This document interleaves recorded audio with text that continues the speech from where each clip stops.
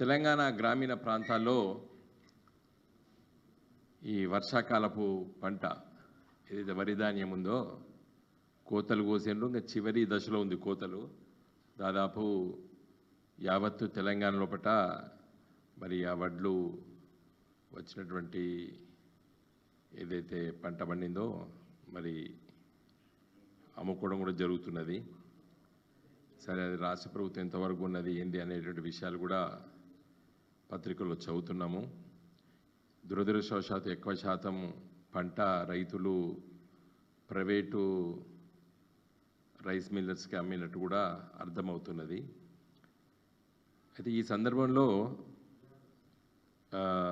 నేను ఈరోజు పత్రికా ముఖంగా రాష్ట్ర ప్రభుత్వాన్ని అతి ముఖ్యమైనటువంటి విషయం పైన నేను మరి అడుగుతున్నాను, తొందరగా స్పందించాలని చెప్పి కూడా కోరుతున్నాను.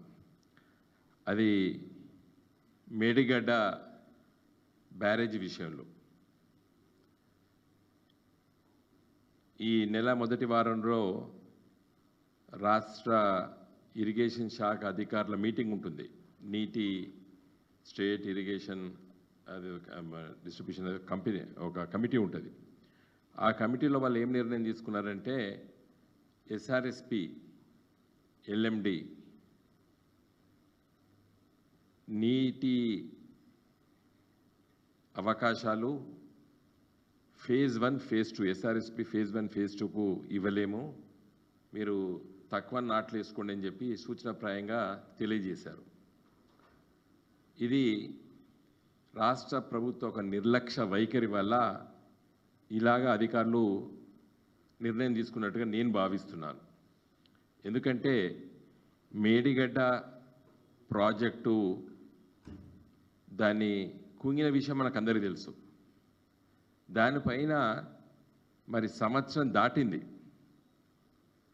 ఈ రాష్ట్ర ప్రభుత్వం నిన్న సంవత్సరంలో వాళ్ళు చేసినటువంటి కార్యక్రమాలు వివరిస్తూ పెద్ద ఎత్తున ప్రచారం చేసుకున్నారు. తెలంగాణ రైతాంగానికి, ముఖ్యంగా ఉత్తర తెలంగాణ జిల్లాలకి అతి ముఖ్యమైనది గోదావరి నది, దాని పరివాహ ప్రాంతము. అది నీటి సౌకర్యాలు ఇచ్చే ఎస్ఆర్ఎస్పి ప్రాజెక్ట్ కావచ్చు, మిడ్మానేర్ కావచ్చు, ఎల్ఎండి కావచ్చు, కాకతీయ కెనాల్ కావచ్చు, కాళేశ్వరం ప్రాజెక్టు ఎత్తిపోతల పథకం అతి ముఖ్యమైనది. మరి ఇక్కడ ఉన్నటువంటి లక్షలాది ఎకరాల రైతులకి ఈరోజు మరి యాసంగి పంట చాలా ముఖ్యం. వర్షాకాల పంట కంటే యాసంగి పంట బాగా పండుతుంది. అది 25, 26, 27 క్వింటాలు ఎకరానికి వర్షాకాలం పండితే ఇది 30 క్వింటాలు పండుతుంది. ఏది యాసంగి పంట మంచిగా అదునుగా వస్తుంది. రైతుకి ఎక్కువ ఆశపడతాడు యాసంగి పంట పైన రైతులు. గత 10 సంవత్సరాలు కేసీఆర్ గారి నాయకత్వాన రాష్ట్ర ప్రభుత్వము ఆ విధంగా రైతులకి నీటి సౌకర్యాన్ని కల్పించినాం.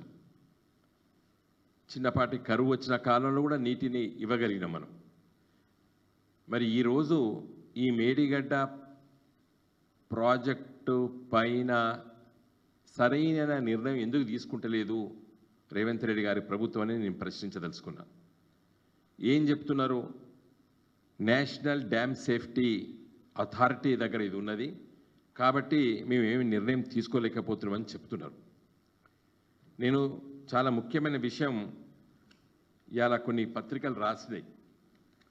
రాష్ట్ర అధికారులు ఆలోచన చేసిండ్రు, నేషనల్ డ్యామ్ సేఫ్టీ అథారిటీ వాళ్ళని అడిగి మనం పని చేసుకోవాలి అని చెప్పి రాష్ట్ర ప్రభుత్వాన్ని దృష్టికి తీసుకొస్తే మరి రాష్ట్ర ఇరిగేషన్ శాఖ మంత్రి గారు మరి ఉత్తమ్ కుమార్ రెడ్డి గారు కానీ, లేకపోతే దానికి సెక్రటరీగా ఉన్నటువంటి రాహుల్ బొజ్జ గారు కానీ మరి స్పందించలేనట్టు మనకు అర్థమవుతుంది. పత్రికల్లో ఇవాళ చదివినా కాబట్టి చెప్తున్నాను నేను. ఈ నేషనల్ డ్యామ్ సేఫ్టీ అథారిటీ ఇది డ్యామ్ సేఫ్టీ యాక్ట్ 2021 లోపల పార్లమెంట్ పాస్ చేసింది. నేను పార్లమెంట్ సభ్యుడిగా ఉన్న 2014-19లో కూడా ఈ బిల్లును ప్రవేశపెట్టినరు, చర్చకు వచ్చింది. మళ్ళీ సరే నెక్స్ట్ పార్లమెంట్ పాస్ చేసింది. ఈ చట్టంలో ఎక్కడ కూడా ఇలాంటి సంఘటనలు జరిగితే నేషనల్ డ్యామ్ సేఫ్టీ అథారిటీ వాళ్ళ పర్మిషన్ తీసుకొని రిపేర్ చేయాలని చెప్పి చట్టంలో ఎక్కడ లేదు. ఎందుకు మరి రేవంత్ రెడ్డి గారి ప్రభుత్వం ఆ పేరు చెప్పి దీన్ని ఆపుతున్నది?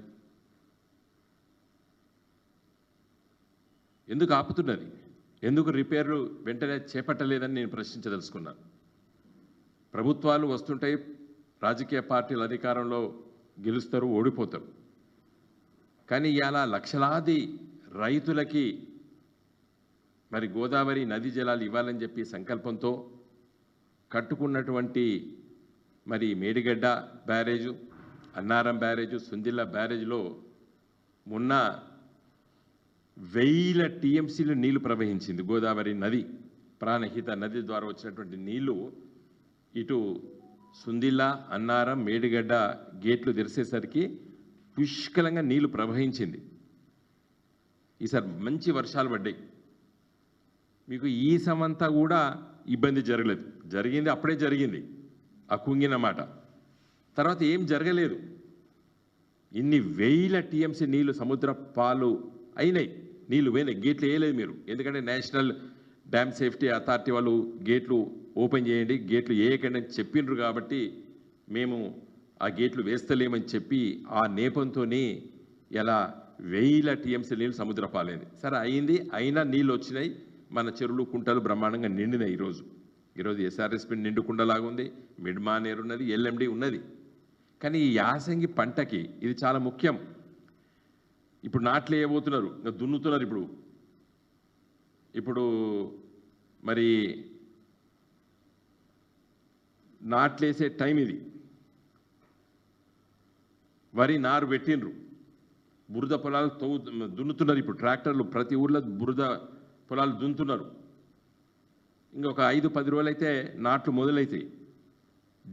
డిసెంబర్, జనవరి, ఫిబ్రవరి, మార్చ్ వరకు బ్రహ్మాండంగా నీళ్ళు ఇవ్వగలుగుతాం మనం. నీళ్ళు ఉన్నాయి, ఎస్ఆర్ఎస్పిలో ఉన్నాయి, మిడ్ మానేర్లో ఉన్నాయి, ఎల్ఎండిలో ఉన్నాయి. కానీ రైతులకి యాసంగి పంట చివరి తడి బ్రహ్మాండంగా మరి వరి పొట్టకొచ్చి ఈని గెలలేసి ఇంకొక తడి ఉంటే మంచి కోసుకొచ్చు అని రైతుకు కండ్ల నిండా పంట అవపడుతుంది. చివరి తడి ఇయ్యలేని పరిస్థితి ఇప్పుడు రాబోతున్నది. కాబట్టి ఆ చివరి తడికి నీళ్ళు ఇవ్వాలంటేనే వెంటనే మరి ఈ మేడిగడ్డ, అన్నారం, సుందిల్ల గేట్లు వేయడానికి మీరు పర్మిషన్ అంటున్నారు. నా దృష్టిలో పర్మిషన్ కూడా అవసరం లేదు, చట్టం చెప్తుంది. దీంట్లో ఏం చెప్తుంది? National dam safety authorities, state dam safety authorities, committees పెట్టుకోవాలని చెప్తుంది చట్టం. చెప్పి ఏం చెప్తుంది? షెడ్యూల్ 1, షెడ్యూల్ 2, షెడ్యూల్ 3లో ఎవరికి ఏం అధికారులు అని కూడా చెప్పారు. నేను ఇలా ఉదయం మొత్తం చదివిన. మీ ఐఏఎస్ అధికారులు ఉన్నారు కదా, వాళ్ళని అడగమని చెప్పండి. దీంట్లో నేషనల్ డ్యామ్ సేఫ్టీ అథారిటీ వాళ్ళు పర్మిషన్ ఇస్తేనే రిపేర్ చేయాలని ఎక్కడున్న దీంట్లో ఏం చెప్పిండ్రు? హూ ఈజ్ ద ఓనర్ పదం పెట్టిండు. ఓనర్ ఎవరు ఇక్కడ? తెలంగాణ రాష్ట్ర ప్రభుత్వం. ఈ 3 ప్రాజెక్టులకు ఓనర్ ఎవడు? తెలంగాణ రాష్ట్ర ప్రభుత్వం. కొన్ని రాష్ట్రాల మధ్యలో కొన్ని డ్యాములు ఉంటాయి, ఏది ఇంటర్ స్టేట్ డ్యామ్స్ ఉంటాయి. వాటికి ఆ 2 రాష్ట్రాల సమ్మతి కావాలి. ఇక్కడ ఎక్స్క్లూజివ్ నీది. దీంట్లో పదం కూడా ఓనర్ అని 10 సార్లు ఉపయోగించాడు. The owner shell take necessary steps. ఇక్కడ ఓనర్ ఎవడు? యజమాని. ఈ చట్టంలో యజమాని అని పెట్టాడు. యజమాని ఎవడు? ఈ బ్యారేజీలకి తెలంగాణ రాష్ట్ర ప్రభుత్వం. రేపు పొద్దున ఏమంటుందంటే, ఉత్తమ్ కుమార్ రెడ్డి గారు మీరు ఇట్లే ఉండి మాకేం సంబంధమే, నీ ఏదైనా ప్రతిపాదన వస్తే నేను చర్యలు చెయ్యాలన్నా వద్దాట. దీంట్లో ఆఖరికి వాళ్ళకున్న అధికారం ఏంటంటే సూచనలు చేయడమే. నేషనల్ డ్యామ్ సేఫ్టీ అథారిటీ కేవలం సూచనలు చేయడానికే ఉన్నది. అది వాళ్ళ పర్మిషన్లు ఏం అక్కర్లేదు నాకు అర్థమైనంత వరకు. ఈ చట్టంలో మీరు రాస్తే అంటాడు, నేను ఈ చర్యలు తీసుకోబోతున్నా, నేను ఇది చేయబోతున్నా, ఈ బ్యారేజీ ఇట్లా కుంగింది, ఈ చర్యలు తీసుకోబోతున్నా అని చెప్తే సూచనలు చేస్తాడు. ఇప్పుడు రేపు ఏమంటాడని ఏం సూచనలు చేయాలని, నువ్వు ఏం అడగలేదు, నేనేం సూచనలు చేయాలని అంటది నేషనల్ డ్యామ్ సేఫ్టీ అథారిటీ వాళ్ళు.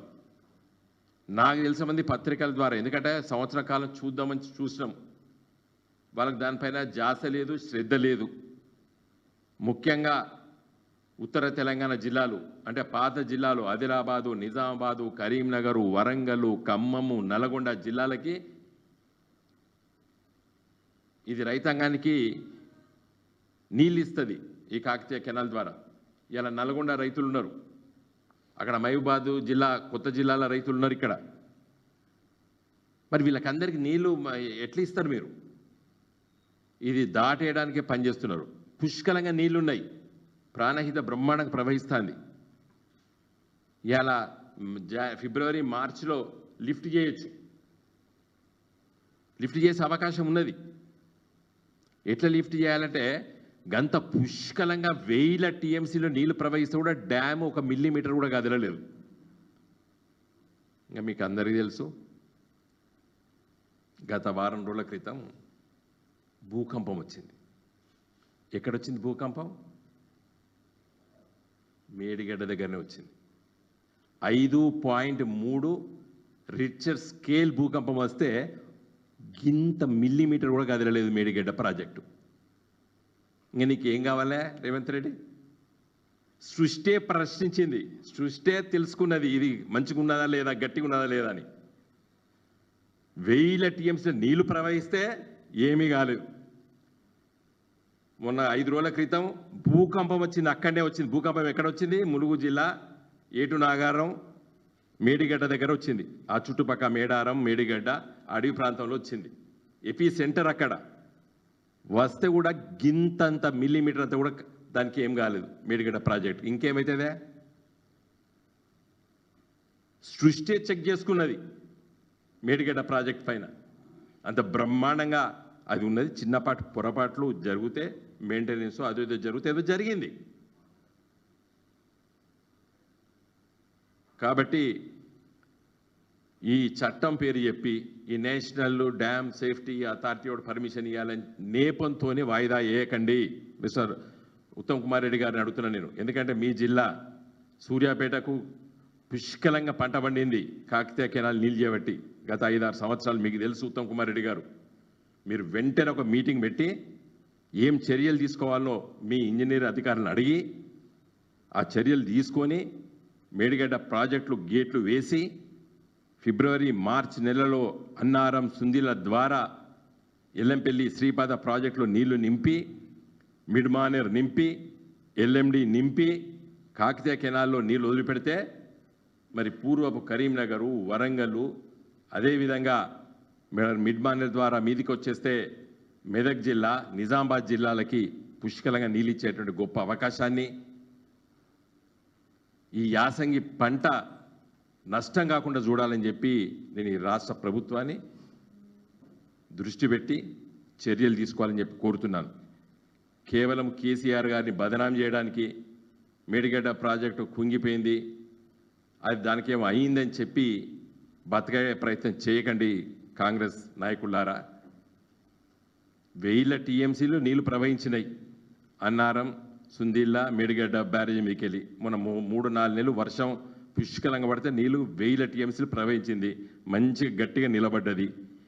5 రోజుల కింద భూకంపం కూడా వచ్చింది, అయినా కూడా గింతమంతా కూడా దానికి ఏం కాలేదు. కాబట్టి వెంటనే మీ జియాలజికల్ స్టడీసు, ఆ స్టడీసు, ఈ స్టడీస్, ఏం స్టడీసు? భూకంపం వచ్చి అక్కడ వస్తేనే గట్టిగా నిలబడ్డది. కాబట్టి వెంటనే చిన్నపాటి తప్పిదాలు ఏమైనా జరిగితే సరిదిద్దండి. ఒక ఇంజనీర్లతో పనులు చేపియండి. ఈ కమిషను, ఆ కమిషను ఏం చేస్తే కమిషన్లు బువ్వ పెట్టాయి కమిషన్లు. తప్పు చేసిన వాడిని శిక్షించండి. అధికారుల నిర్లక్ష్యం అవ్వపడదా ఏమవుపడదా చూడండి, కానీ రైతుల నోట్ల మట్టి పోయేయకండి. రేవంత్ రెడ్డి గారు, జై తెలంగాణ.